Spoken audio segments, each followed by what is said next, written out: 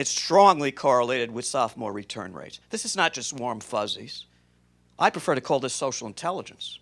And you know, social and emotional intelligence predicting career success better than strictly cognitive measures. You've heard of that? Better than IQ, SAT, GRE. This is not warm fuzzies. This is what Dale Carnegie talked about. If you want to you can get more people interested in you in 2 minutes by being interested in them than you can in 2 years by trying, I'm actually paraphrasing, probably blowing it, by trying to get them interested in you. And a faculty member who shows some interest in the student, an advisor, is going to get that interest in return. What's that expression that they won't care how much, help me with these proverbs, I lost oxygen during delivery. It's not my fault, Cheryl, it's my mom's fault. They won't care how much you know until they know how much you care. Now, these are kind of cute aphorisms, but I'm beginning to see some growing data to support that. And we can do that rigorously if we have to. Self-efficacy, the best way I can describe, well, let me read it to you. Students are more likely to strive for and achieve success when they believe that their personal effort matters, that they can exert significant influence or control over the outcomes of their life and their future success. This is one of those non-cognitive variables. ACT has done a lot of research that's predicting better than SAT college graduation rates. Self-efficacy is not giving them a trophy for anything. That's no, that's not what I'm saying. It's realizing that effort matters. This is attribution theory, that outcomes are influenced by things we can control, like effort. The more effort we exert, the more likely we're going to get positive outcomes.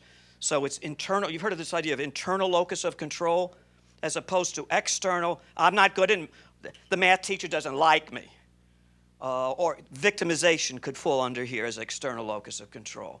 And that it's variable, that it's not only within us, we can turn it up. So if I did poorly on that midterm, I can conclude I'm not good at math, which is fixed, a fixed attribution. Or we could do a variable attribution.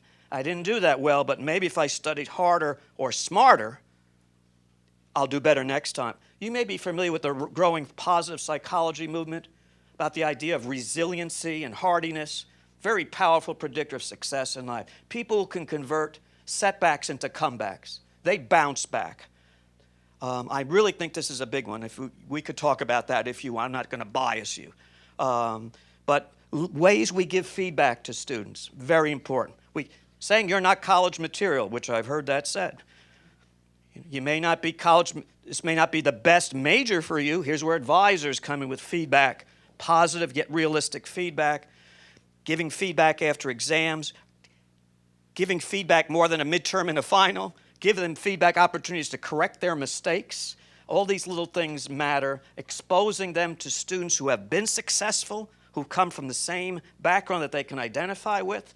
Albert Bandura at Stanford is one of the leading proponents of self-efficacy. He actually started with children who had phobias, like zoophobia or fear of animals. If they saw another child that they could identify with, behaving fearlessly in the presence of what they were fearful of was one of the best ways to overcome that fear.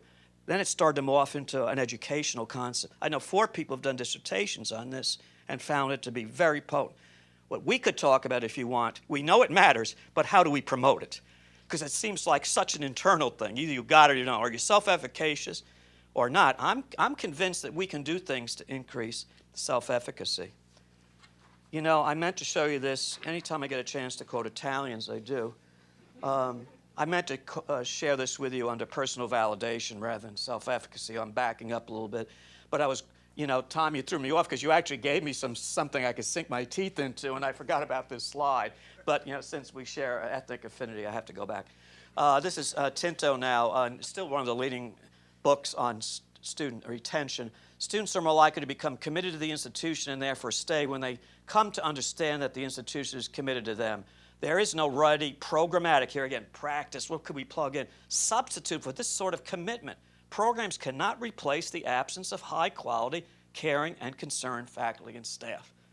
Now, if we come back to this one, we all know that caring and concern matters, but how do we operationalize it? How do we convert that? What about a faculty member who wants to do that but just doesn't know how to do it? That's what I was after there. Sorry I got out of sequence a little bit there. But in true projection, I'm going to blame Tom for throwing me off. Personal meaning, this is one of my favorites. I'm sorry, Tom. I should have given you rebuttal time. I didn't. I'm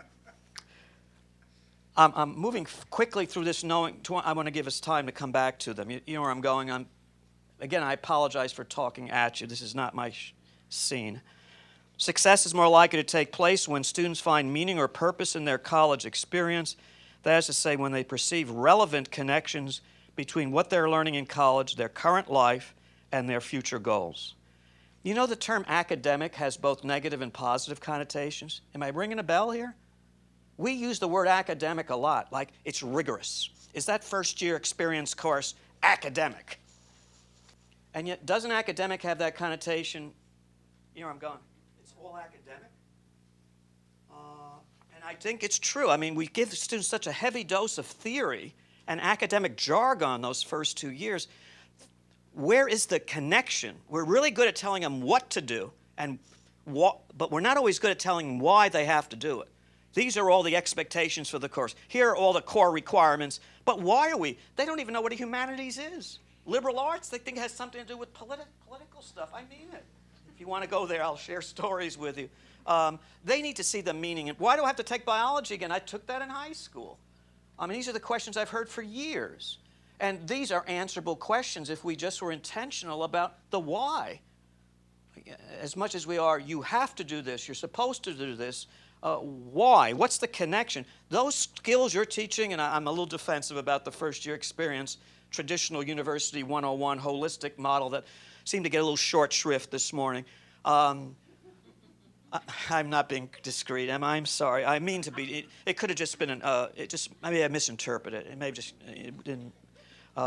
Where was I going with this? Now, how does this relate to what I was saying? You're not teaching college survival skills. That was a first-year experience for underprepared students. I'm sorry. I've got well-prepared students who could not tell me why they're taking liberal arts, who are still confused about their major and their identity. This is more than their major. This is their identity, who they are and who they're going to become. They're still struggling with managing time, I'm sorry, even though they did well in high school. And some of those well-prepared high school students, they've got the skills, but they don't have the strategies. To me, there's a difference.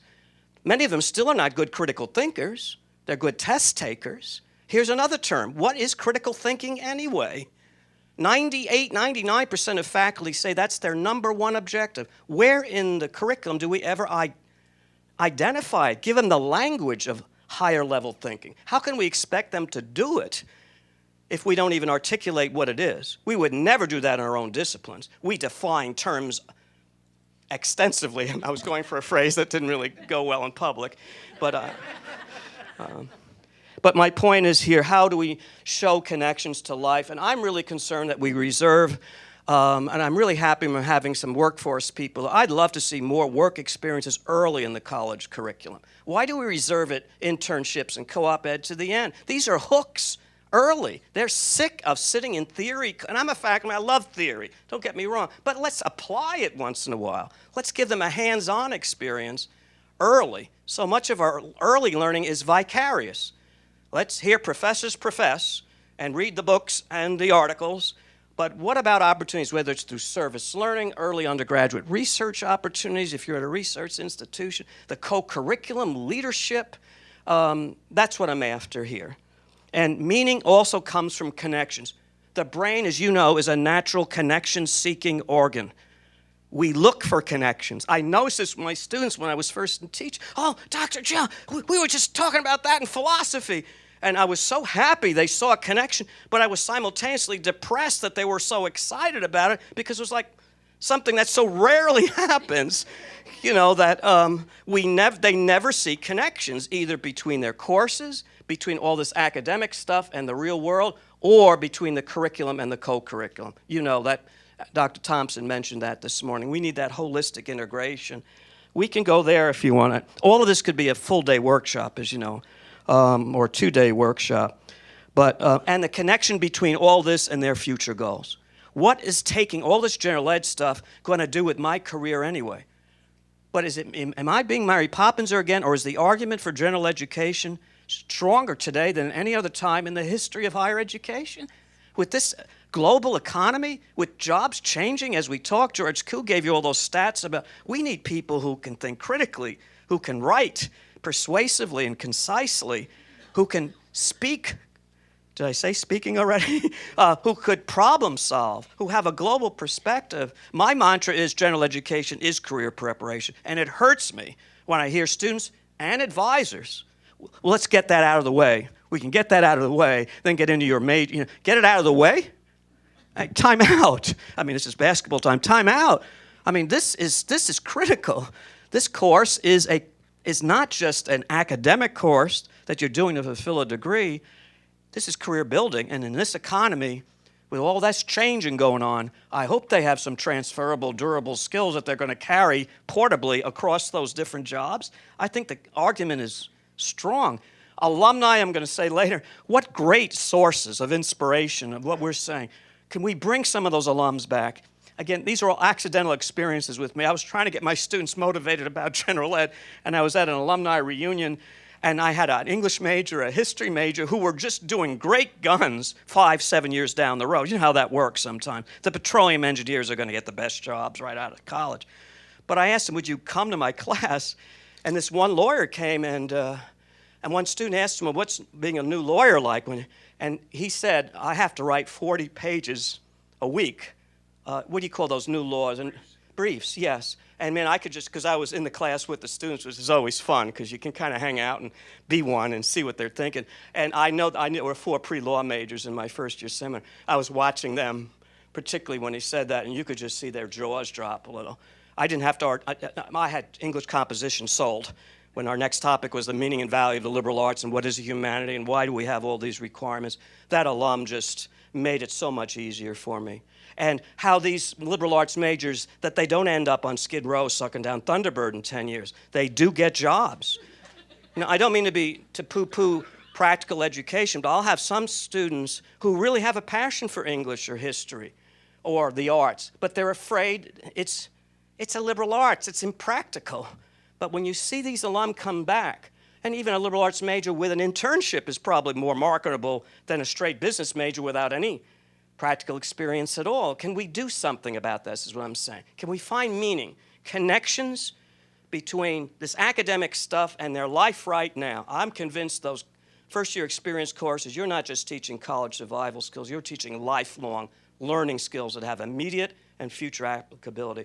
Can we make better connections across the curriculum and the co-curriculum? I hear University of Kentucky is doing some really good interdisciplinary stuff. There's hard research, Pasquarello and Terenzini, that 605-page tome that you have to, do steroids to lift, otherwise you get double hernia. There's research in there that interdisciplinary courses, life is interdisciplinary. Real life problems don't come in saran wrap disciplinary packages.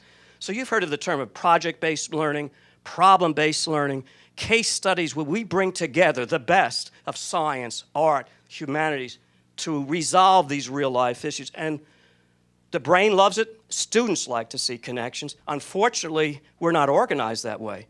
We're organized, as we are departmentally and in graduate school, as narrow disciplinary hyper-specialists. I swear, we're going to have a specialist for the right nostril and the left nostril. and when in the world where we need more generalists. Tom, I think you wanted to say something. Or you go in there, teach Ed Psych, this was the course, in an auditorium. I'm small enough as it is and have people even further looking down on you. No preparation. And I'm teaching a human development section of the course. And we were talking about child development, and we were going to talk about how children imitate, the importance, modeling that children imitate. And this boy, and he wasn't being a smart butt. He was just saying, and, he said, Joe, why are we, well, so what? Kids imitate. And I could see him right now as I talked to you. I could see where he was sitting. I could see the look on his face. He wasn't being sarcastic. Well, so what? So in my mind, the so what responds to this topic. The first step in any topic is to why before what. Why are we doing this? Now, in the case of psychology, my first stop, but it's my start too, is how this is going to immediately benefit their relationships, their understanding of people, that they are naturally curious about human behavior to begin with. We're just going to do it a little more scientifically, not to minimize intuition. This could improve your relationship with your parents, relationship with your main squeeze, a boyfriend or girlfriend. Try to point out, and even in the syllabus I started to get better over the years, that, instead of saying just covering these topics, our learning outcomes should be phrased in what students should be able to do. How this, to me, my big three are, is this going to improve your career, professional, because they're very career-minded, their personal development, the wellness wheel, underestimated. When I say self-development, physical, social, emotional, spiritual, vocational, ethical, that was always a good touchstone for me. How is this course, and it's not just the start, it has to be for each topic. And in the first year experience course, we have them do all those activities, self-assessment things. I don't know if you teach these students success, which I was getting when I first started. Busy work, pointless. And I really learned, Tom, your question's a very good one. For every activity, I had to say, this is what I'm hoping to do. I'm not doing this to you. I'm doing this for you, and I always like to do it with them if possible. If I'm having them take a vocational interest test, I take it. I'm having them take a learning strategy, I take it. Just to send the message that this is worth, this guy doing, and I'm going to do it with you, not to you.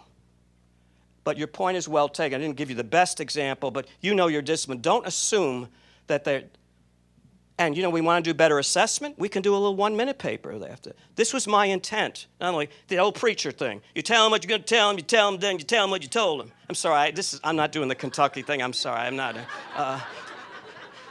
You tell them what the activity is designed to do, you have them do it, and now you ask, you've heard of these 1-minute papers, you see them in the back there. Did this happen? This is what I was hoping, that this would clarify your values or enable you to see how someone from a different culture would appreciate this issue. Tell me the truth. Did this happen? And if you build rapport, that's why I put personal validation first. If they feel comfortable with you, you're going to get a lot more honest answers along the way. Even when you do group work and you circulate among them, I'll never forget one of my first faculty development, I was talking about the importance of group work and putting intentional team formation. If we want diversity, don't let them pick their groups. Ku was talking about it this morning. What's a good group? I mean, be intentional about who you want in that group. And I was afraid to do that because I thought, I'm a 60s guy. I like to give them as much control as possible. And I hope I'm going to give you time to ask some questions. Otherwise, I'm going to be hypocritical here. I was afraid to do that, but I found students very rarely questioned me about why I had these groups. One girl from Colorado asked me that and said, well, why am I? And I did really want her regional perspective because I had all Southern Californians, and I told her why. Oh, okay. And she went in the group, and everything was fine. Now, where was I going with this? I don't remember the point. Justifying everything you do. And if you're creating diverse groups and you tell them this is the intent, I'm not just trying to be a control freak or pulling a power play. We know that people learn more from people who are different than themselves than people who are the same. Then let's intentionally do that. I think we should do that with learning communities too, if possible. Rather than just block scheduling, who happens to whoever's to sign up and create a community, which is great, but what if we intentionally stratified it such that the communities would be comprised of people from different backgrounds? But Tom's original question relates to the idea of meaning. We can't assume motivation. We have to explain why we're doing it. And then I think the 1-minute paper is a very flexible tool. It could be used in class. It could be used after a student life experience to see if they got something. Now we're getting a little academic stuff into the student activity. It's a great way to take attendance without having to take attendance, you know what I mean? It gets a good way to keep them to the end of class. If they know they're going to, it's for points. And they do put their name on it. And it's a great way to take attendance without taking attendance. We had a lab instructor who sit in on our first-year seminar teaching development. Sometimes they would do that. Some of our better faculty who wanted to improve their teaching would come to our first year. We had training for the student success course. We were talking about engaging pedagogy and things like that. And some of our faculty would come in because they were curious about alternatives to the lecture method. They wanted to get students more involved. These were naturally some of our better faculty. And he thought, Hank, I have students coming late to class, so what I'm going to do is put that 1-minute paper right at the beginning of class to get them. And it was education. In other words, if he was teaching a topic, what are your preconceptions about the nervous system or diabetes? So that's good teaching. You want them to think, this is called elaboration or activating prior knowledge. And he used it also as a way, if they didn't get to class within the first 2 to 3 minutes, they lost that 1-minute paper. But my original point here, as I went off on 4 tangents, is the point of do they see the meaning or purpose when you introduce it, and then after they have had the experience, have them reflect and see if they got the connection, and if not, sometimes it was our fault. I may not have planned the activity well. It's a good feedback for us, and it's a good way to reinforce the learning that happened in the student. You know, I have a couple of, these are not cartoons, these are emotional visual, let me check, content relevant emotional visual educational aids that I'm about to show you. Now, we have been accused, this is from the Chronicle of Higher Ed, that this is how we're a little too, we're so academic, we learn it for our own sake. I had a big discussion with a faculty member in Wisconsin. We were friends. I mean, I met him, and by the time we're having last dinner there, and I was trying to convince him, when he's teaching literature, he's teaching career relevant skills. Embedded in that, the interpretation, the documentation, the critical analysis. And he was very, it's not my responsibility, you know, he's the traditional faculty member learning for its own sake. And I'm saying, I'm not anti that, but if there's a quick way you can say, this is a kind of skill that you may very well use in law or in nursing, what's the harm of saying that? It gives it meaning or purpose. It doesn't dilute the academic integrity, or as this implies, that kind of ivory towerism. You know, I'm a liberal arts guy, but I think there's some truth to this cartoon. Where they graduated, are we tracking our alums? I mean, do they matter to us? Are we building in experiential learning early, or is it just learning for learning's sake with it being entirely vicarious? That little navel-gazing, that is not good. It's not good role modeling for the students. And of course, we don't want this to happen to the students either. They come to graduate, my only skill is taking tests. We want them to be able to apply what they're learning to. And you know the research on internships, it's very powerful. The data is so strong. And even if it's in a traditional liberal arts field, English, with that internship, they're much more marketable. And sometimes, as you know, the company that they interned at may end up offering a position or referring them to someone else. And I think we can, my argument is here, can we get these experiential learning activities earlier during those first 2 critical years when they're most prone to attrition? You've seen the research on learning styles? Most faculty are abstract, reflective. You do those learning styles. Most first-year students, concrete, active. So it's not only getting career skills early that can hook them, it's adapting to their initial learning. I'm not saying they should be stuck there. We want to build on their concrete, active to get them more abstract and reflective. I want to stretch them, but we got to at least once in a while accommodate them before we can stretch them. Tom, you're scratching or thinking? Okay. Well, that's better. That was bad. I mean, well, you're about to ask a question. Dr. Thompson, we have built the intimacy spiral before you came in, so I'm not insulting your colleagues. Active involvement, you've heard that before, and that's what engagement has become. It's interesting, in higher ed and in education, we tend to label things the same way in different, Tinto calls it academic integration. You've heard of Alexander Aston, the guy who does the SERP and all those national surveys of freshmen. Freshmen today are more career-minded. In the 60s, they were more interested in going to college to develop a meaningful philosophy of life. Have you read those surveys?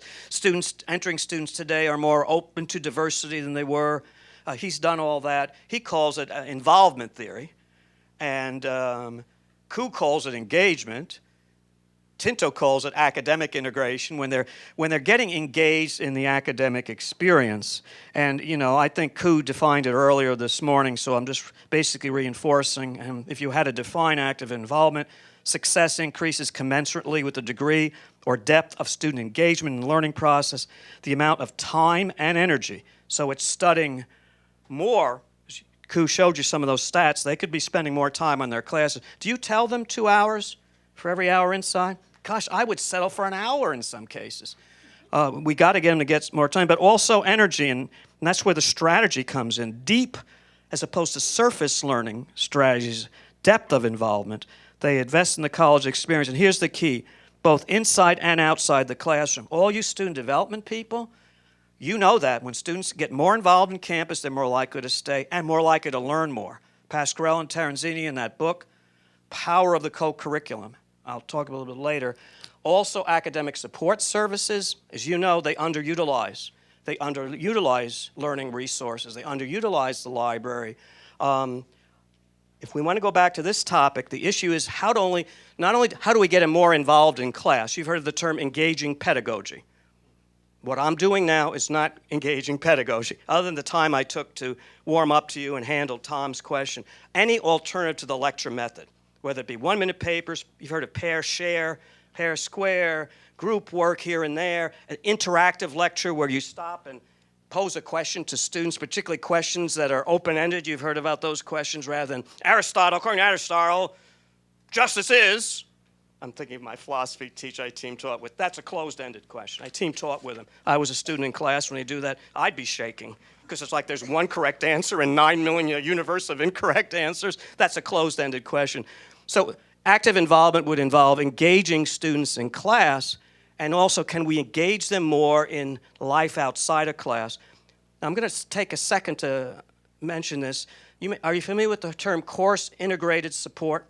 You've heard of supplemental instruction. Instead of hoping they go to the Learning Center, bring the tutors to class. We could do that in any class. First-year experience course can be course integrated. Get them to go to the Learning Center to do a learning styles. Make it, as Dr. Thompson said this morning, not an extra credit, an integral part of the assignment. If we expect them to do 2 hours every hour, even if we only have a 1-unit first-year success course, technically, we could get 2 hours worth of not necessarily reading or the traditional assignment.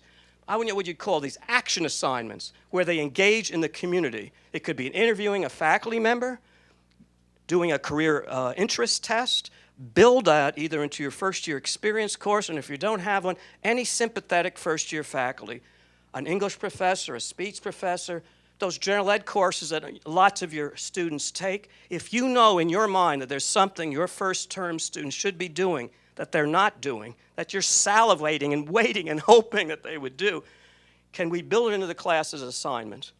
Then we could even deepen the assignment if they do a little reflection on it, as Dr. Thompson was saying this morning. That's course integrated. We tend to say course integrated for SI, and sometimes course integrated library instruction. I've heard of that term, where rather than just having to do the library tour, you have an assignment in the class where the library work is applied to an actual task they have to do, a paper or a report. But we can open up the idea of course integrated to anything you want students to do, any out-of-class activity. And it's a win-win. It gets them to those activities. You know there's that stigma. Why don't students? Okay, we know they underutilize. Some of it is the stigma. Remember, in high school, if you go to an office outside of class, what does that mean? Does it mean usually you're in trouble or something? They don't know that unless they're introduced to this by their advisor or a first-year success course, that going to offices is a good thing. Going to see your faculty member during office hours doesn't mean you screwed up. Or going to the Learning Center doesn't mean you're academically lame and you have to get it repaired. I mean, good students go there to become better students, but we never get that message to them. The beauty of course integrated, then it's not like an extra thing you do only if you need to. It's a normal part of the course. It's an assignment like reading chapters 6 to 7. And you know males, female differences in this? I mean, it's so obvious. I don't even ask the question anymore. Is this why we don't stop and ask for directions, this male thing? That we don't seek support, we don't get involved. Ku had a slide up there, particularly if that involvement would mean a blow to our masculinity or admission that we are weak in some way.